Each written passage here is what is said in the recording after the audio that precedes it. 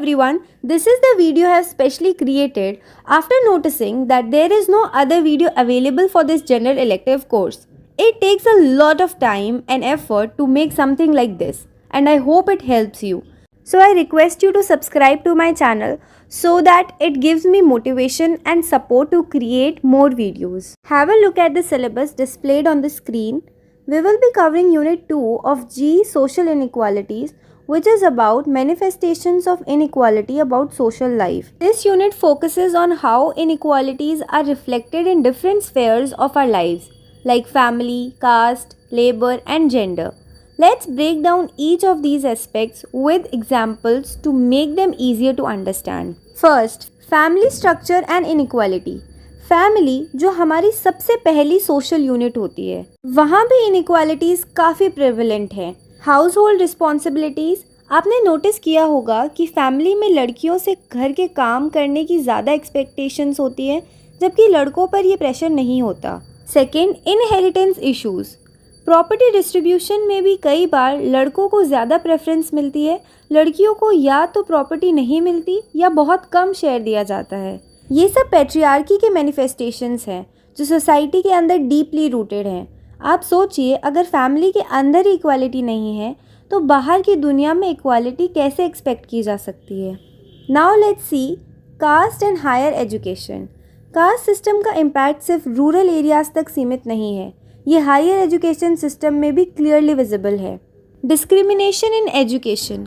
Lower caste students को colleges और universities में डिस्क्रिमिनेशन फेस करना पड़ता है, जैसे कभी उन्हें अलग ट्रीट किया जाता है, बुलिंग होती है या उनको अपॉर्चुनिटीज़ से एक्सक्लूड किया जाता है. Second, limited resources. Lower caste families के स्टूडेंट्स के पास कोचिंग क्लासेस, रेफरेंस मटेरियल्स और फाइनेंशियल सपोर्ट के रिसोर्सेज लिमिटेड होते हैं, जो एक अपर कास्ट स्टूडेंट के पास होते हैं. एक रियल लाइफ एग्जाम्पल देखिए. आईआईटीज़ और मेडिकल कॉलेजेस में कास्ट बेस्ड प्रेजुडिस काफ़ी कॉमन है. ये सिचुएशन सिर्फ इंडिविजुअल स्टूडेंट्स तक नहीं बल्कि एंटायर एजुकेशन सिस्टम को अफेक्ट करती है. Now let's see labour inequality. Labour market में इनइक्वालिटी हर जगह है, चाहे वो अनऑर्गेनाइज सेक्टर हो या corporate offices. First, wage gap in the unorganised sector.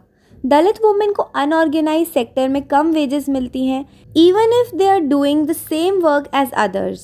Second, corporate glass ceiling. Corporate sector में ग्लास सीलिंग का इशू है, जिसमें वुमेन को टॉप पोजीशंस पर पहुंचने से रोका जाता है. ये जेंडर बायस उनके प्रोफेशनल ग्रोथ को लिमिट करता है.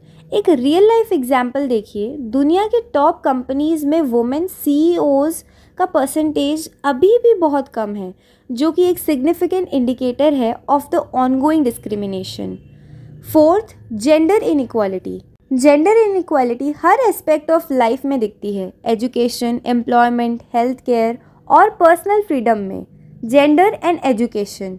रूरल एरियाज़ में लड़कियों को स्कूल छोड़ने के लिए मजबूर किया जाता है क्योंकि उनके पेरेंट्स उनकी शादी के लिए पैसे बचाना चाहते हैं. सेकेंड, पे गैप इन द वर्कफोर्स.